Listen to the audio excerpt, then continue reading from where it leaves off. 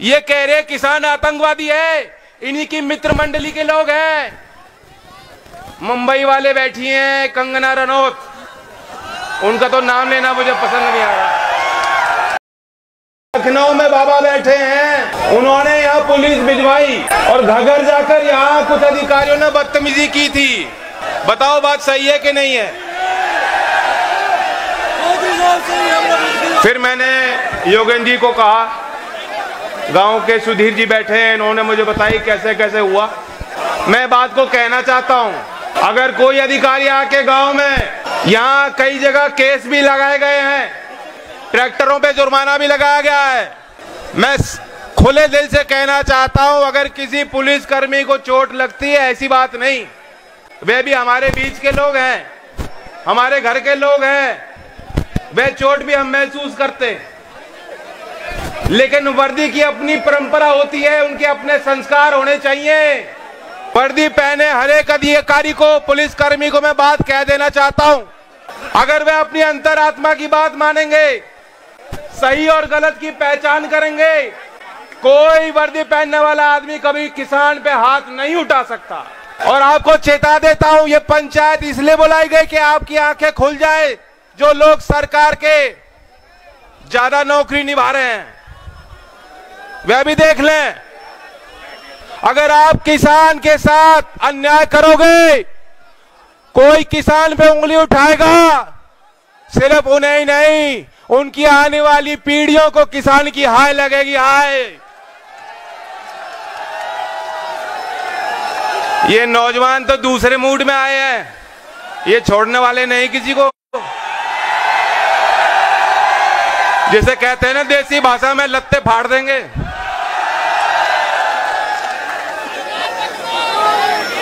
ये जो गूंज आज आ रही है, इसे बना के रखना है। फिर मुझे कहा गया जी यहां तो अनुमति नहीं मिली पंचायत करने की, धारा 144। योगी जी आपका माथा बहुत बड़ा है, 144 यहां छपवा लो। हम तो फिर भी ना रुके, ना आज रुके ना कल रुकेंगे। रोक लो, रोक सको तो। और क्यों रुके? हमने क्या गलत कर रहे?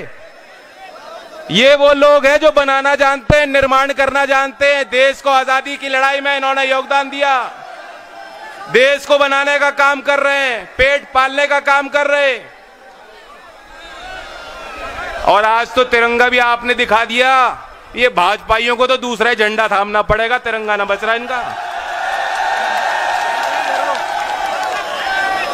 ये वो लोग हैं जो जब इन्होंने तिरंगा चलाया था, लड़ाई लड़ी थी, उनके हाथ में तिरंगा नहीं था, वह नहीं फहराते थे। और आज वे लोग आपको कह रहे हैं कि तुम लोग बागी हो गए, तुम्हारे अंदर राष्ट्रीयता नहीं बच रही। ये दलाल, ये झूठे लोग, ये कह रहे किसान आतंकवादी है, इन्हीं की मित्र मंडली के लोग हैं। मुंबई वाले बैठी हैं कंगना रनौत, उनका तो नाम लेना मुझे पसंद नहीं आ रहा। भाइयों, पहले उनकी फिल्म देखी हो, माफ है, आगे उनकी एक पिक्चर मत देखना तुम, जो तुम्हें आतंकवादी बताती हो। और आपने को पता है, ये वही लोग हैं जो शहंशाह बैठे हैं दिल्ली में, उन्हीं की मित्र मंडली है। एक उनके इशारे पे काम हो रहा है सारा, वही भाषा। कोई खिलाड़ी है, कोई एक्टर है, कोई सेलिब्रिटी है, वही भाषा का प्रयोग कर रहे हैं। और जवाब किसका दे रहे?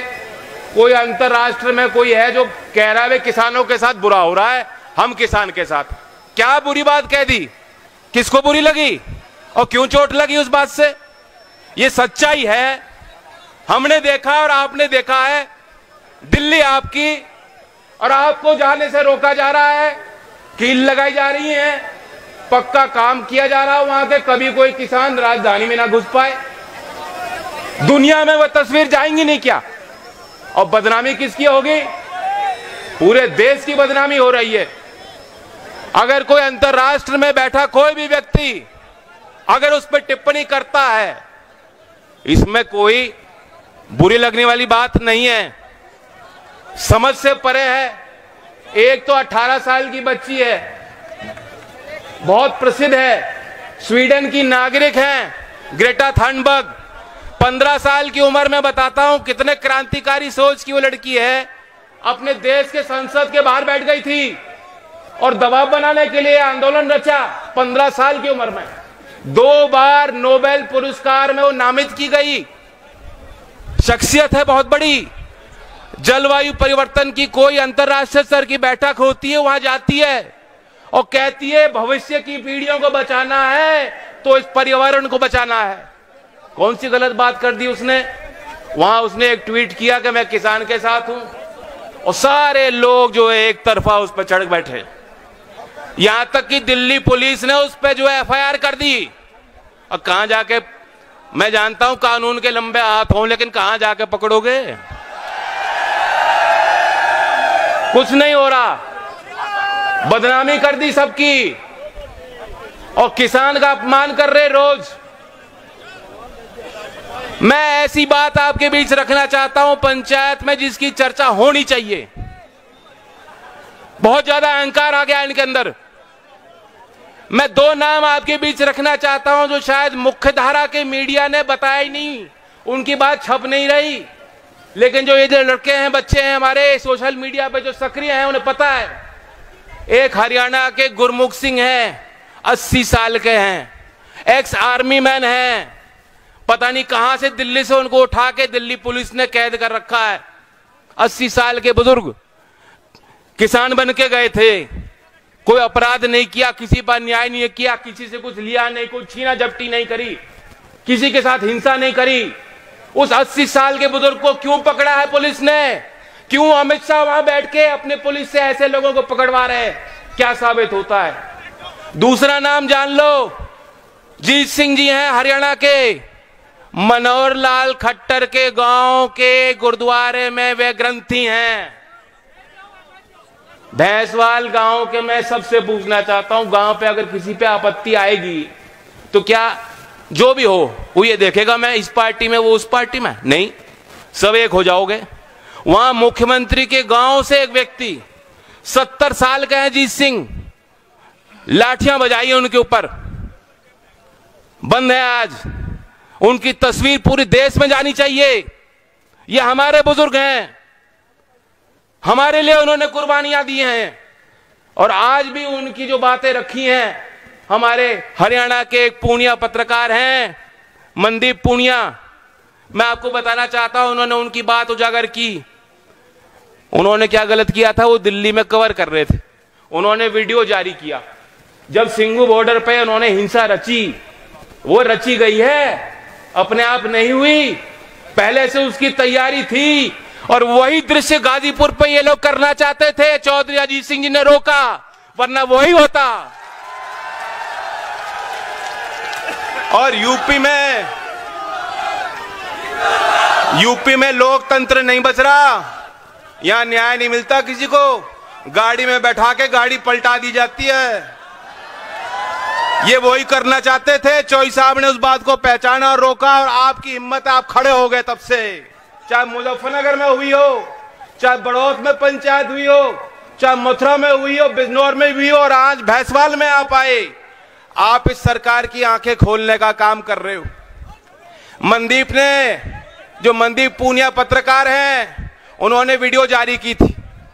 उन्होंने कहा, मैं देख रहा हूं, मेरी आंखों देखी है, भारतीय जनता पार्टी के दिल्ली के पदाधिकारी एक तरफ आए, 4000 पुलिसकर्मी और पैरामिलिट्री तैनात होने के बावजूद सिंघू बॉर्डर पे उनके हाथ में पेट्रोल बम था।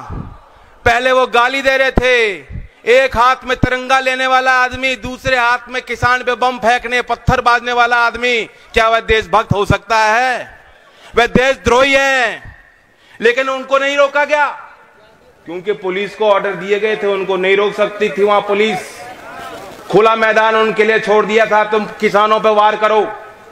और यही पत्रकार पूनिया जी के शब्द हैं, वो कहते हैं कि वहां उसके बाद उन्होंने जो महिलाओं का टेंट था उसे जलाने की कोशिश की, खूब गाली गलौज करी, खींच खींच के मार रहे थे। और वहां पुलिस वाले मूक दर्शक बन गए। जब मनदीप पूनिया ने वो वीडियो जारी की, उसके 2 दिन में ही 30 तारीख को शाम को उनको उठा लिया जाता है। रात भर जो है उनकी पिटाई होती है।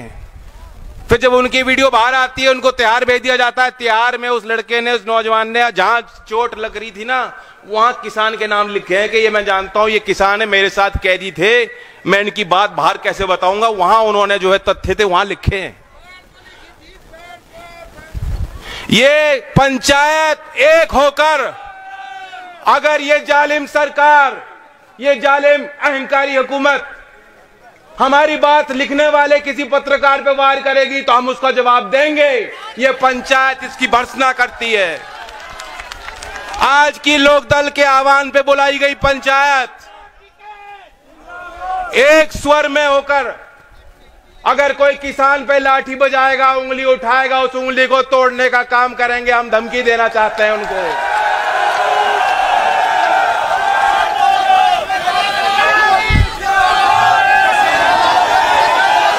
लगा लो कोई धारा बनती हो तो।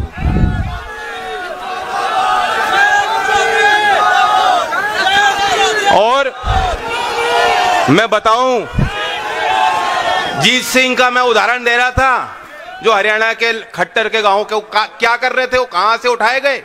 बुरारी में सरकार ने अनुमति दी थी किसानों को बैठने की, वहां वे लंगर लगा रहे थे। 30 तारीख को लंगर लगा के जब बाहर निकल रहे थे, वहां से पुलिस ने उनको उठाया है। अब वो उनके पास कोई तथ्य, कोई प्रमाण नहीं है कि वह किसी हिंसा में शामिल थे। उसी तरह से हमारे पश्चिमी यूपी के कई गांव में नोटिस भेज रही पुलिस, कह रही है तुम तो वहां लाल किले पे पता नहीं क्या क्या कर रहे थे। कोई किसान कभी तिरंगे का अपमान नहीं कर सकता। ये देख लो, आज भी साबित कर दिया। तिरंगा लेके चल रहे हैं गांव में, 2 झंडे लेके चल रहे हैं। हमारे भाई वापस लौटते हैं इसी तिरंगा में लिपटकर, और उसके घर के लोग आंसू भी नहीं बहाते। वो कहते मेरा देश के लिए गया, हमें गर्व है उस पर। ऐसी सोच रखते हैं। कल मैं गया था रामपुर, वहां नवरीत जी, बहुत सोनी शक्ल थी उनकी, बहुत सोना काम किया उन्होंने। उनकी आखिरी अरदास थी, बहुत भीड़ थी, बहुत पंजाब से लोग आए, हरियाणा से लोग आए, उत्तर प्रदेश के कोने कोने से कोई आके मुझे मिला कि मैं बड़ौद से आया, पीलीभीत से बहुत लोग थे, उनके घर के लोग थे। उनके पिताजी साहब सिंह जी से मैंने मुलाकात की और उनके दादा वहां थे। उन्होंने माइक पकड़ा, जानते हो क्या कहा उन्होंने बात कही, ये कोई एक जाति की बात नहीं, मेरा पोता चला गया, मेरा पोता इसलिए मरा कि किसान कौम की बात थी। कोई भी नेता धर्म की, जाति की बात ना करे, कोई आदमी ये कमजोरी ना करे। हम लोग एक हैं और एक होके हमें लड़ाई लड़नी। कितनी बढ़िया बात उन्होंने कही। हिम्मत चाहिए इस बात के लिए। इन लोगों को परिवार का क्या मालूम, जो आपने बैठा दिए, इन्हें परिवार का कुछ लेना देना नहीं इनको। जब कोई जिम्मेदारी संभालता है परिवार की, वो जानता है, वो नई पीढ़ी को बढ़ाना जानता है। मुझे बहुत खुशी है, ये जो हमारी अगली पीढ़ी है, नई पीढ़ी है, जो नौजवान है, ये बहुत काबिल है। एक बच्ची आराध्या देखो, मंच पे आई है, 6 साल की है, आई 2 बार आई, तीसरी बार आई, खुद खड़ा होकर सेल्फी ले रही थी, अजय के साथ नाच रही थी। तो मैंने पूछा कहां से हो, गांव की हूं। आराध्या है, बच्ची है। इस उम्र में इतना आत्मविश्वास हमें तो नहीं था, मेरे अंदर नहीं था, इसके अंदर है। तो ये नई पीढ़ी पे को बेशक जो हम लोगों से गलतियां हो रही हैं, वे भी ये सुधार लेंगे। ये बहुत काबिल है, सक्षम है, और ये भी जानते हैं खेती किसान परिवार से बच्चे हैं। ये जानते हैं सिर्फ खेती से गुजारा नहीं, लेकिन अगर आज हम किसान बनकर, किसान पुत्र बनकर लड़ेंगे नहीं, आगे और कमजोरी हो जाएगी, आगे और कमजोरी हो जाएगी। चौधरी चरण सिंह जी ने जमीन दिलाई थी, चौधरी छोटू राम जी चौई साहब के उस काम से प्रेरित होकर उन्होंने मंडी कानून बनवाया। आज सरकार कह रही है ये सारी व्यवस्था बेकार है, हम जो 3 कानून ला रहे हैं बहुत बढ़िया हैं। किसान समझ गया एमएसपी तो आज भी नहीं मिल रही। अगर सुधार करना चाहती थी सरकार, मैं तो कहता हूं सरकार को कानून भी वापस लेने पड़ेंगे, लेकिन उससे बड़ा कदम यह होगा कि हम चाहते हैं कि न्यूनतम समर्थन मूल्य जो किसान मांग रहा है वह सुनिश्चित होना चाहिए। प्रधानमंत्री मोदी जी ने एक स्कीम निकाली थी आशा, बहुत बड़ा उद्घाटन हुआ था, दिल्ली में बड़ा जश्न मनाया गया था। वहां प्रधानमंत्री ने कहा था हम ये योजना ले आए, आज के बाद प्रत्येक किसान को जब मंडी पे जाएगा जो सरकारी रेट कम से कम न्यूनतम रेट मिलेगा। हम और आप जानते हैं ऐसा हुआ नहीं। चाहे बाजरा का ले लो, चाहे मूंजी का ले लो, गन्ने की भी बात करूंगा मैं, किसी भी फसल को ले लो जहां एमएसपी है, किसान को मंडी पे एमएसपी नहीं मिल रही। अगर सरकार सुधार करना चाहती थी यहां सुधार करती। हमारे किसान जानते हैं कि खेती महंगी होती जा रही है, उसमें निवेश करना पड़ता है। आज तो खेतों में लंबी लंबी तार लगानी पड़ रही है बचाने के लिए। किन से बचाते हो? खर्चे बढ़ गए, लागत बढ़ गई है, और बैंक वाले आज भी किसान का शोषण करते हैं। अगर सुधार करना था उस व्यवस्था में सरकार सुधार कर सकती थी। 2019 में आरबीआई ने पहले कोई किसान जमीन गिरवी करने के बगैर कोई लोन नहीं मिलता किसानों को, वो सीमा थी 1 लाख रुपए की। 2019 में आरबीआई ने उसे 1 लाख से बढ़ाकर 1,60,000 कर दिया। यही बात है ना, 1,60,000 रुपए तक किसान लोन ले सकता है बिना जमीन को गिरवी करे।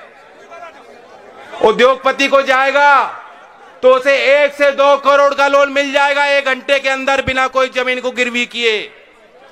किसान को नहीं मिल सकता। किसान को कैसे कैसे पैसा जोड़ करके खेती कर रहा है किसान। अगर सुधार करना था, अभी बजट पेश हुआ है, मोदी जी कह देते, वित्त मंत्री कहती कि ये 1,60,000 नहीं, ये 10 लाख हो जाएगा, ये 15 लाख हो जाएगा, 20 लाख हो जाएगा, तब किसान देखते कि हाँ कुछ हुआ। अगर सुधार करना था, बिजली बहुत महंगी हो गई बिजली, अब ट्यूबवेल पे भी मीटर लगा रही है सरकार।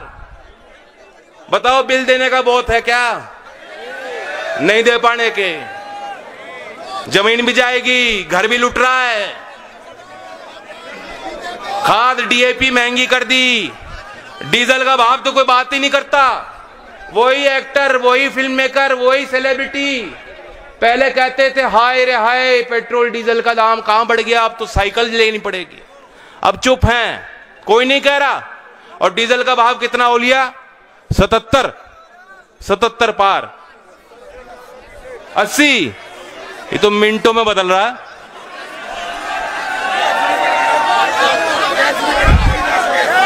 अगर सुधार करना था तो यहां सुधार कर सकते थे कि किसान को सब्सिडी देंगे। बताओ राजी हो कि नहीं इस बात को? वहां सुधार इनसे हुआ नहीं, एमएसपी देने को राजी नहीं सरकार। और ये 3 कानून, काले कानून, जिन्हें आम पब्लिक कह रही है, आम किसान कह रहा है, साधारण किसान सड़क पे किसी भी क्षेत्र में जाके पूछ लो, आम आदमी कह रहा है काले कानून। जुबान पे लग गई बात, जो जुबान पे रट लग गई। अब आप वहां दिल्ली में बैठ के कुछ ही कहते रहो, किसान नहीं मान रहे इस कानून को, कुछ पाड़ देंगे। आप ही पीछे हट जाओ मोदी जी, ये जिद छोड़ दो, हम तो पैदा ही जिद्दी हुए थे।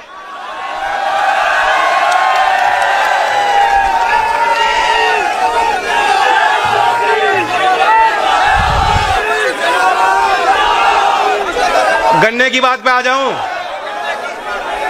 बहुत ओलिया यही इसी क्षेत्र का है मंत्री, इसी जिले का। केरला के चुनाव में उन्होंने कोशिश की थी, हमने एक ही नारा दिया था, वो नारे में आप जीत गए थे। जिन्ना जीतेगा या गन्ना जीतेगा, गन्ना जीता था। यही बात आज फैसला ले लो, बड़ी पंचायत में कह रहा हूं फैसला ले लो। ये सरकार आपको भाव नहीं दे रही, अगले चुनाव में आप भी इन्हें भाव मत देना बिल्कुल भी, ये मिलेगा। इनका इलाज हुई है, राजनीति से ही होगा।